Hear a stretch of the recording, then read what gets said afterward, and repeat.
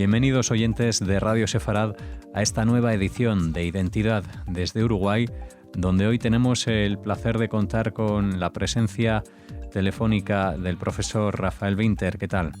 Buenas tardes, estimados amigos de Radio Sefarad.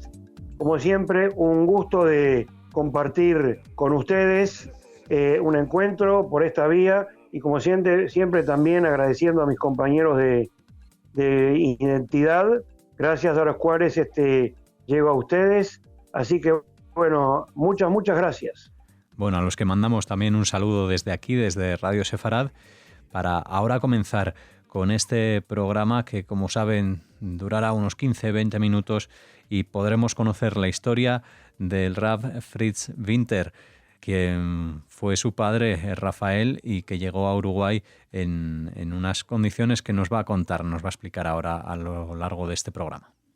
Bueno, como no, les agradezco nuevamente y por supuesto que para mí en lo personal es realmente muy significativo, aunque sea en pocos minutos, relatar, digamos, esta historia que es obviamente muy personal. Mi papá nació en 1914 en Alemania, en Königsberg, Prusia Oriental, de una familia de rabinos que se remonta, digamos, ya a unos siglos de antigüedad. Mi abuelo, el padre de él, era rabino. No muchos años después fueron a Berlín y los estudios como rabino y también su doctorado en filosofía y lenguas semíticas, mi papá lo hizo en Berlín, en esos muy difíciles años 30, con el ascenso del nazismo al poder, como sabemos en el año 1933, con leyes antisemitas que iban de menor a mayor y cada vez obviamente más perjudiciales para los judíos en Alemania, empezando por un boicot económico, la quema de libros de autores judíos o pro-judíos en Alemania, las leyes de Nuremberg que aislaron a la comunidad judía, a los judíos alemanes, iba el antisemitismo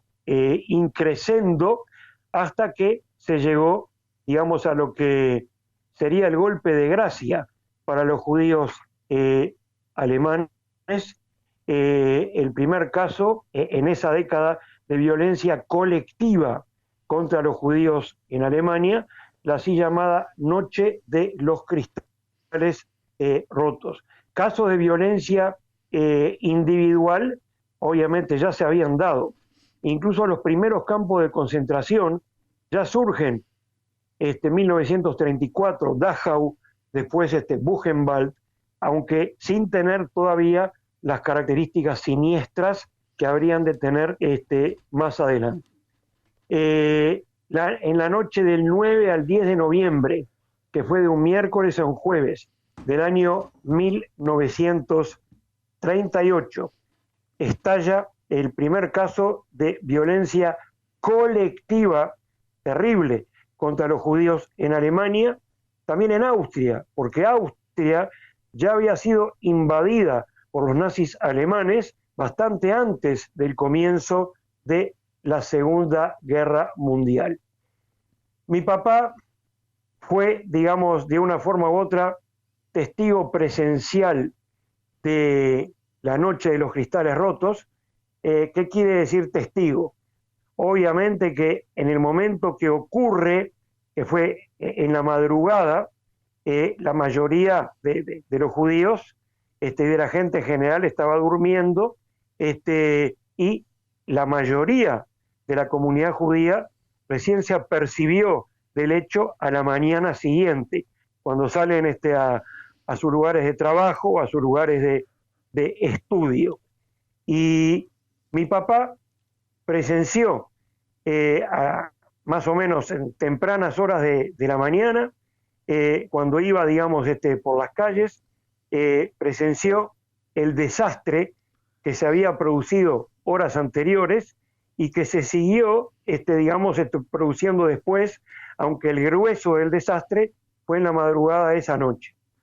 Sobre esta tragedia, unos cuantos años después, mi papá escribió un testimonio, del cual leo solamente una pequeña parte del principio, donde él dice: yo fui testigo, yo vi la destrucción de las sinagogas en la terrible noche del 9 al 10 de noviembre de 1938, eufemísticamente llamada la noche de los cristales rotos.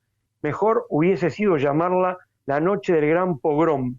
Este pogrom trajo como consecuencia 191 sinagogas incendiadas y 76 totalmente destruidas. Esta tragedia fue la desgracia principal. El vandalismo colectivo iba acompañado de saqueos y demoliciones de tiendas y casas, de matanzas y del encierro de decenas de miles de judíos en campos de concentración. 7.500 negocios dañados y saqueados, 171 casas particulares incendiadas y alrededor de 30.000 judíos llevados a los incipientes campos de concentración. El número de muertos en esa trágica jornada no pudo nunca determinarse con exactitud. El largo testimonio sigue. El hecho es de que, como consecuencia de la así llamada Noche de los Cristales Rotos, ese fue el detonante para que mi padre y su familia abandonasen Alemania. Si bien en los años del nazismo en Alemania era muy difícil salir, todavía se podía salir. De hecho, entre 1933 a 1938, muchos judíos salieron con dificultades, por supuesto, pero salieron de Alemania en una época en la que los nazis todavía no habían decidido la solución final. Muchos otros no salieron y la Noche de los Cristales Rotos fue el detonante para que finalmente emprendieran la emigración, entre los cuales mi papá y su familia. Mi papá siempre nos contaba de que en esos días recibió en su casa una llamada de un alemán anónimo que no era nazi. Había también alemanes decentes, por supuesto, y ese alemán le recomendó, más que recomendar, le exhortó y le imploró, sin darse él mismo a conocer, le imploró a mi papá y a la familia de mi papá que se vayan de Alemania porque habrían de ocurrir tiempos todavía peores. Cuando decide finalmente la emigración, hay que recordar de que, digamos, obviamente, buena parte de los países tenían para los judíos las fronteras parcial o totalmente cerradas. No había muchos lugares para elegir, de tal forma que, digamos, finalmente, cuando llega el momento de la emigración, la familia de mi papá se divide. Mi tío y mis abuelos van a Shanghái, China, que acogió en esa época a bastantes judíos. Y mi papá finalmente emigró a Bolivia, luego de buscar otras alternativas, pero era muy claro que acá era el sálvese quien pueda. Así que cuando él toma finalmente la decisión, lo que queda para él es Bolivia. Y en mayo de 1939 emigra en un barco, digamos, donde había muchos judíos alemanes, partiendo de Hamburgo, Génova, Arica, o sea, Canal de Panamá, llega a Arica en Chile y a partir de ahí toma el tren y llega a Cochabamba. Es decir, que la emigración, en el caso de él, evidentemente, el detonante fue la Noche de los Cristales Rotos y esa llamada anónima, la cual nunca se supo exactamente quién la hizo, pero fue seguramente un factor determinante para que mi padre y su familia emigren a Bolivia en este caso, porque era lo que le quedaba a él. Y ahí comienza, digamos, una nueva etapa en su historia. Él, junto con otros judíos de origen alemán, funda la comunidad en Cochabamba, 1939, y ahí, digamos, en el año 1940, conoce a mi mamá, que tenía, digamos, otra historia. Mi mamá tenía pasaje para irse de Alemania el 1 de septiembre de 1939, para irse con su hermana y con su mamá. Pero estalla la guerra y entonces tiene que postergar su emigración hasta enero, mitad de enero de 1940. Ahí, digamos, toma un barco, que es el barco Horacio, y luego de salir de Génova, al poco tiempo en el Mediterráneo ocurre un naufragio en el cual lamentablemente mueren bastantes personas, y mi mamá, su hermana y su mamá, o sea, mi abuela, finalmente logran salvarse. Una no sabía lo que le había pasado a la otra, pero finalmente se reencuentran, se salvan del naufragio, siguen en otro barco, también Canal de Panamá, Arica, y por tren a Cochabamba.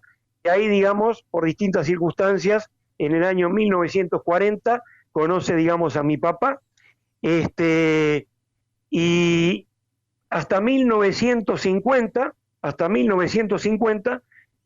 mi papá fue rabino en la comunidad de Cochabamba. Ahí nacen mis hermanos, que son nacidos en Bolivia, de origen boliviano, y en 1950, cuando hay una vacante aquí en la comunidad de Montevideo, específicamente en la NSI, en 1950, en la comunidad de la Nueva Congregación Israelita, ahí finalmente mi papá acepta esa vacante, ese ofrecimiento que finalmente tiene, y viene, digamos, aquí a Montevideo con mi mamá, con sus hermanos, con mis hermanos.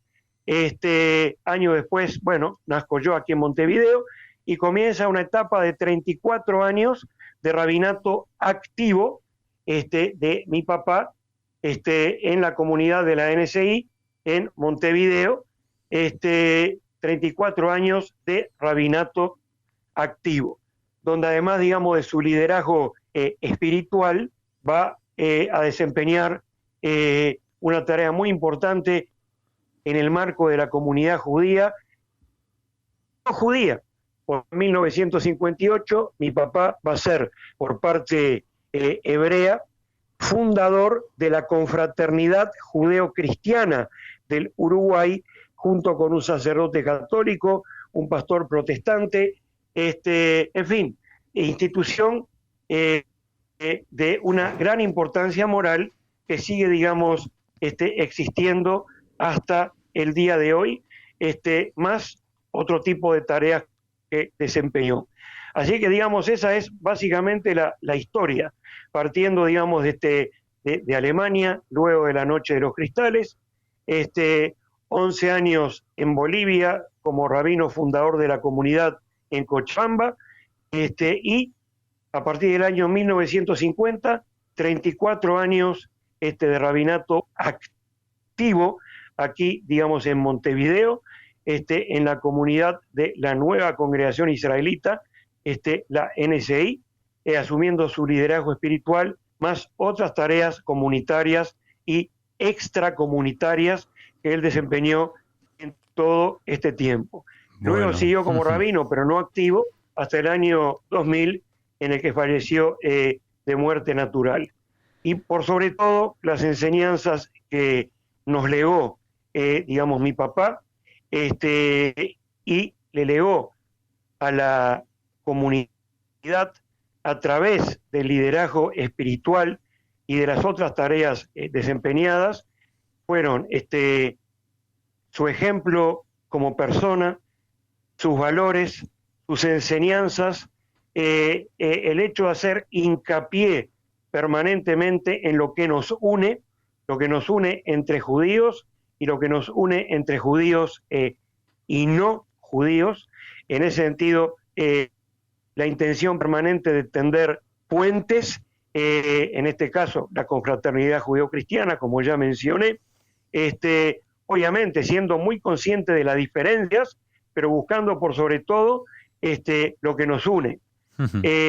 La idea social en el judaísmo, el pluralismo, la tolerancia, en fin, una serie, digamos, de valores que forman parte de su legado y que de alguna forma u otra tratamos de continuar, digamos, hasta el día de hoy y proseguir con ese legado.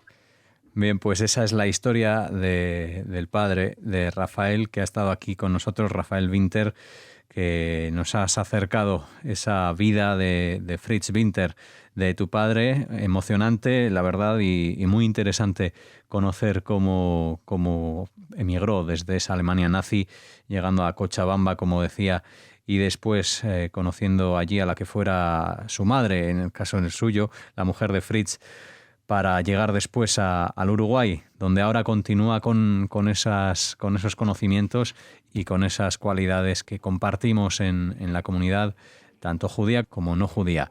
Gracias, Rafael, por atender la llamada de Radio Sefarad y a todos los oyentes por estar aquí pendientes de este mensuario Identidad, de esta colaboración del mensuario en Identidad desde Uruguay. Hasta la próxima.